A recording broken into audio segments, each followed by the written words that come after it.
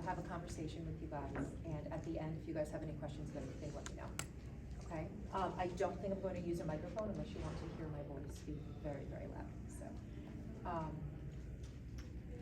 Every day, I give thanks for the fact that my mom is dead. The moment my eyes open, I see a wave of gratitude wash over me. Grief is a funny thing. It's a curious thing. It forces us to reflect upon the finality of life. Grief will knock you on your knees before it catapults you toward the sun.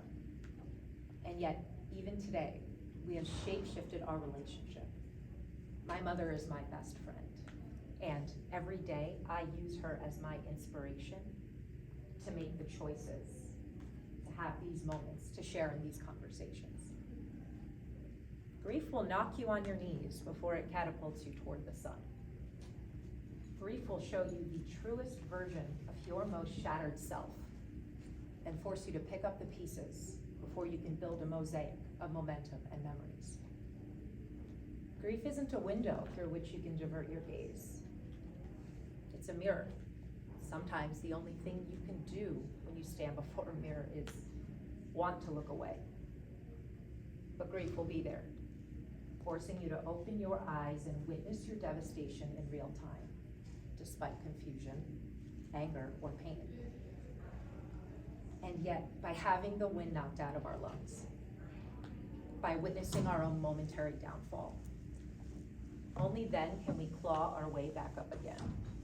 Only then can we give thanks for losing that person, that moment, that piece of ourselves. Because when we recognize the fleeting fragility of the people, places, experiences in our lives, we finally convert from potential energy to forward motion. We finally recognize that nothing in this life is promised, and every opportunity we are granted is a gift. We finally learn that the things we've lost in life are gone but not forgotten. We finally witness how grand we can feel after being infinitesimally small for so long. Grief gives us carte blanche to stop sugarcoating shit. Grief shows us that to hurt so deeply means we can love with equal and opposite fervor. Grief shows us that rock bottom is a fine place to visit once in a while.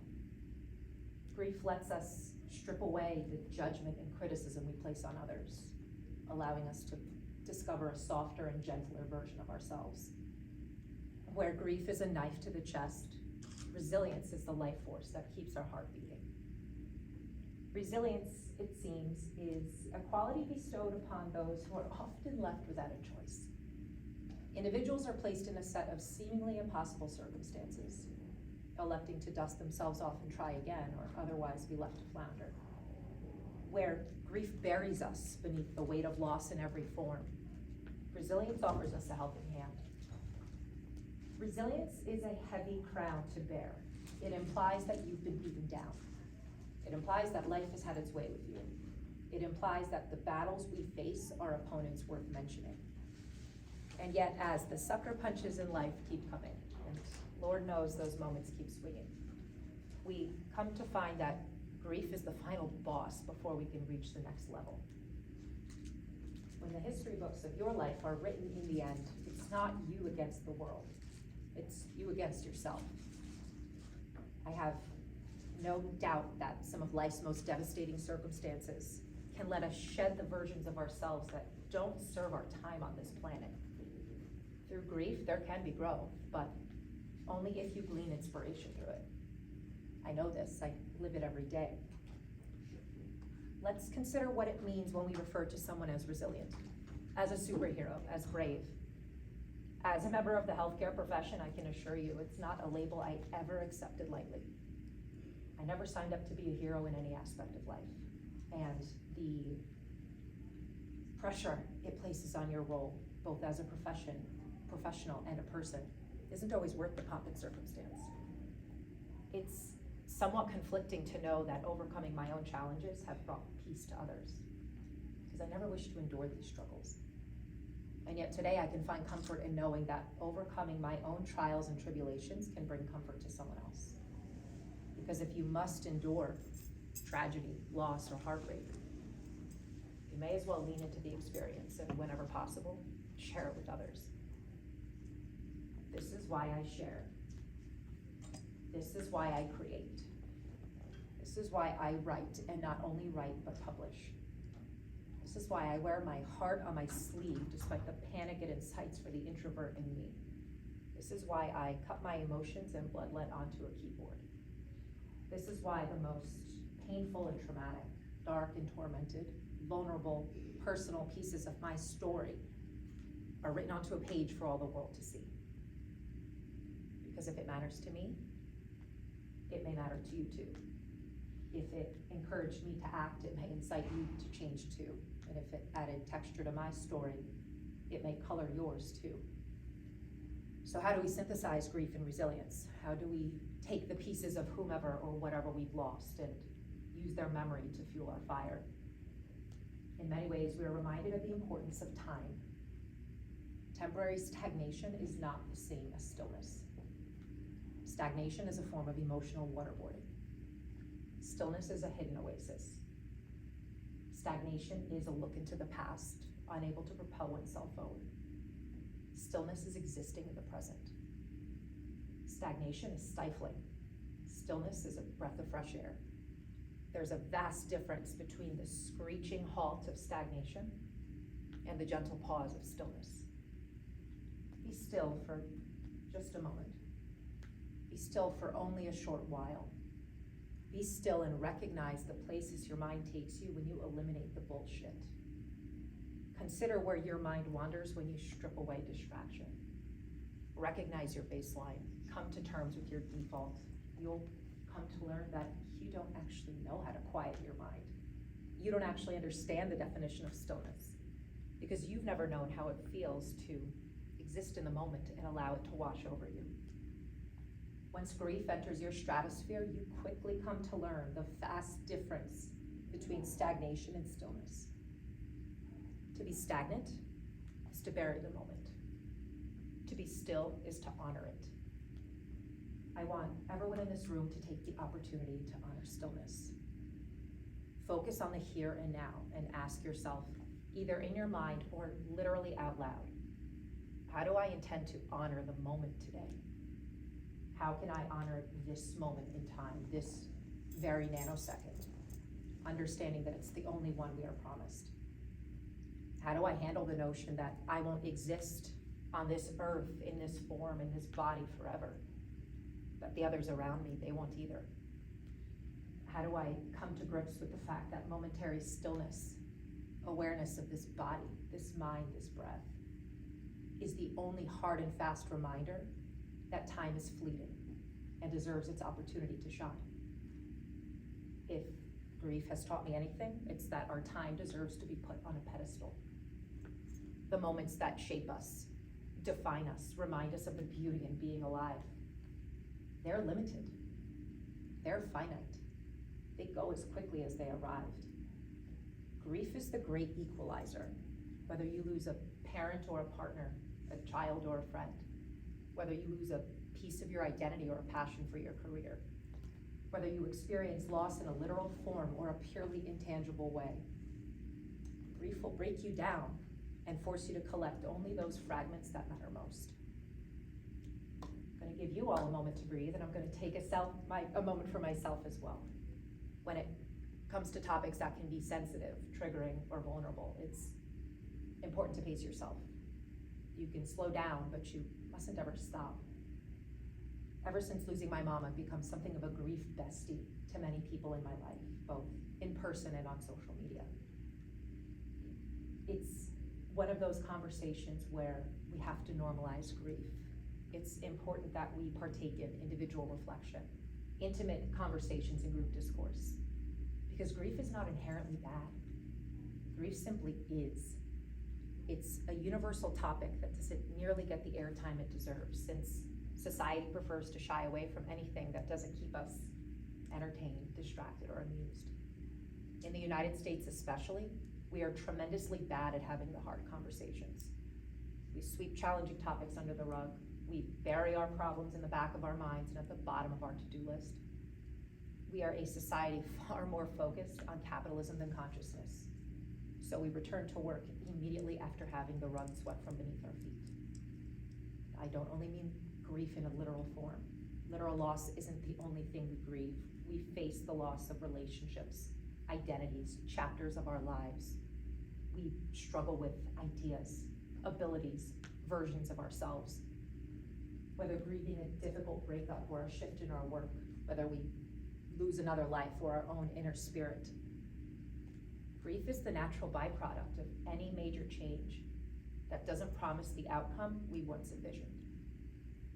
When we normalize grief, when we recognize it's as natural as the air we breathe, the water we drink, when we find shelter in the dissonance that grief creates and use those moments to grow, only then can we feel empowered by processing loss. I've come to learn that the only logical flip side to loss is discovery. It's the only way to move past the earth-shattering detriment caused by grieving in any form. Each one of us has witnessed loss, painful, devastating loss in our own way. How do we process this? How do we handle the fact that sometimes life truly isn't fair? Sometimes the very worst things happen to the best people. Sometimes the people, things, experiences are taken from us without any good reason. We can grapple with these questions until the dawn breaks. We can live our entire lives without ever drawing a conclusion that makes sense. But what we can do, whether we lose a patient to a devastating end, lose a loved one that cuts like a knife, lose a piece of ourselves somewhere along the way, is honor the experience. When we turn our pain into progress, we can shift our perspective from our immediate selves to a bird's eye view. You guys are probably asking yourselves, where's the PowerPoint? How come there are no slides? How come there's no curated graphics or list of objectives? No, this isn't that kind of presentation. The most important component of this moment is our conversation here and now. So much of our lived experience takes place on a timeline. We exist on the pages of a calendar. We only anticipate and problem solve and think about the future. In fact, we are the kings and queens of anticipating. We anticipate a crashing patient before the vital signs change. We anticipate stormy weather and pack an umbrella for the rain. We anticipate the wants and needs and desires of those around us, often leaving our own priorities on the back burner for someday. Someday, dear ones, may never come. Someday may never materialize. The only moment you are promised is here and now. So PowerPoints be damned. Leave your facts and figures, your structure and scientific reasoning at the door.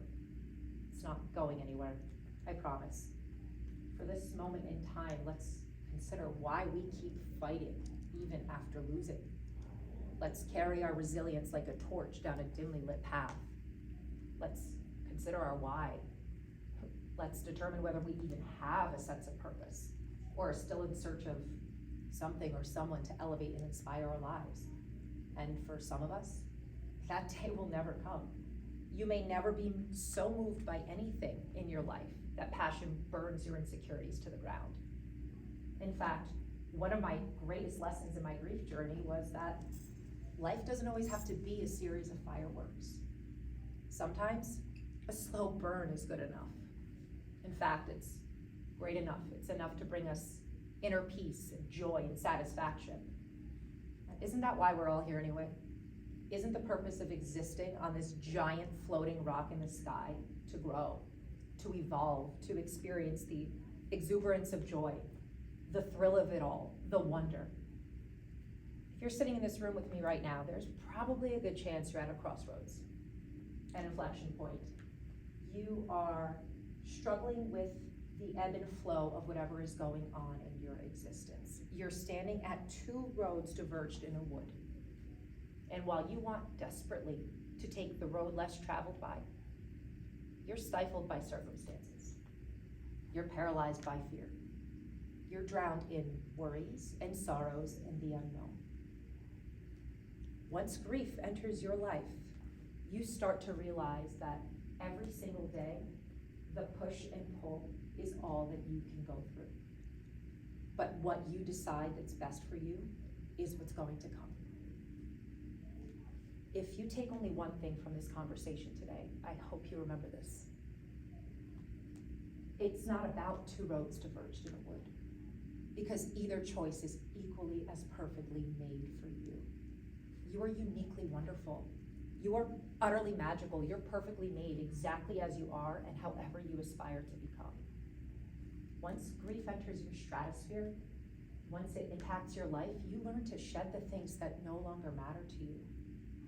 No matter what you're going through, no matter what you're enduring, whether you feel that you're stuck in place or spiraling out of control, when you shed the things that are all weight but little value from your life, you'll use this point of transition to light up the night sky.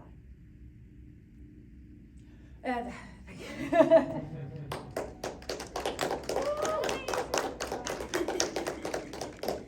so,